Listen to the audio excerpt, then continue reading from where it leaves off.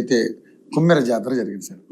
అది కూడా బాధాకరం, చాలా బాధాకరం. ఎంత దారుణం సార్ అది అసలు. టికెట్ రావాలని అతను తిప్పి పంపడం, 100 రూపాయల టికెట్ కొనుక్కొని మళ్ళీ రానికపోవడం, తర్వాత కూడా లకారాలతో పెట్టారు. నిన్న నుంచి వైరల్ అవుతున్నాయి బాగా. అయితే చిన్న పిల్లలు చచ్చిపోవడం దారుణం.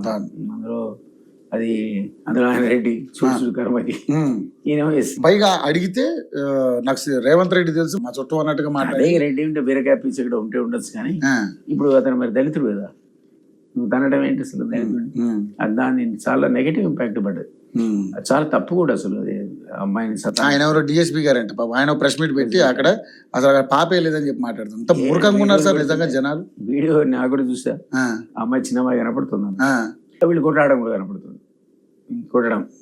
సో ఇది ఇంకా తెలంగాణ రాష్ట్రంలో ఇంకా గుళ్ళలోకి దళితులు రానికపోవడం అనేది ఆశ్చర్యం. అది మన దగ్గర చాలా మార్పు వచ్చింది, ఇక్కడ కూడా జరగట్లే. ఇప్పుడు మనం ఒకప్పుడు రాయలసీమలో కొంత జరిగేది, ప్లస్ అది అయిపోయింది అనుకున్నాం మనం.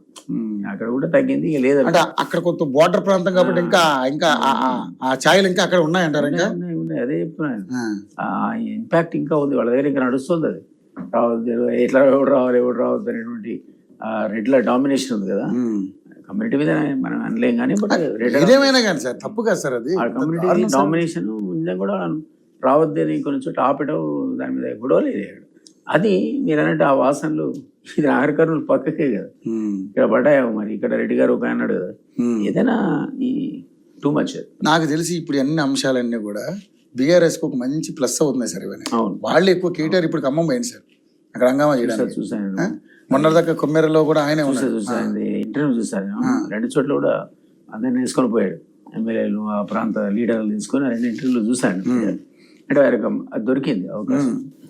ఎవరు ఇస్తున్నారు సార్ అవకాశం? వీళ్ళు చేతులు చేసుకుంటున్నారు, స్వయంకృత అపరాధం. వీళ్ళు ఇస్తున్నారు నాకు హ్యాండిల్, లేకపోతే అస్త్రం ఇస్తున్నారు. మళ్ళీ స్టీరింగ్ ఆ చేతిలో పెడుతున్నారు సార్, అస్త్రం అది ఆయన చేతిలో పెడుతున్నారు. అనుకోకుండా ఆయనకు అవకాశం వస్తుంది. నేను మీ ఛానల్లో చెప్పాను అనుకుంటా, రాబోయే రోజుల్లో ఒకవేళ బీజేపీ అండ్ బీఆర్ఎస్ ఇద్దరు కలిసి ప్రీ పోల్ అలయన్స్ పెట్టుకుంటే అది సునామీ అని. సునామీ. ఎందుకంటే ఆంధ్రాలో ఏదైతే జరిగిందో TDP plus Janasena plus BJP ఈ 3 అనేది ఎంత వీక్. బీజేపీ ఈరోజు వాళ్ళు కూడా మంత్రులు ఎమ్మెల్యేలు ఉన్నారు అక్కడ. అది ఇక్కడ అసలు బీజేపీ ఒక్క స్థానం కూడా గెలుచుకోలేని పరిస్థితి సార్ ఎక్కడ మన ఆంధ్రాలో. అటువంటిది 8 ఎన్నో వచ్చినాయి, గెలిచారు మన మంత్రులు, 2 ఎంపీలు. అది ఇక్కడ ఉంది, ఇది జరుగుతాయి. కానీ కేసీఆర్ ను బీజేపీ నమ్మదు. ఆయన పోయి అడిగినా కూడా విశ్వసించదు, దోకా చేస్తాడు. ఆయన ఏం చేయాలంటే ఆ పార్టీ ఈ ఇద్దరు పోవాలి, హరీష్ రావు అండ్ కేటీఆర్ పోతే నమ్ముతారు. ఇది మళ్ళీ ఒక డౌట్ కూడా అందరికి ఏంటంటే, కేసీఆర్ పోతే కేసీఆర్ అనేవాడు నమ్మడం.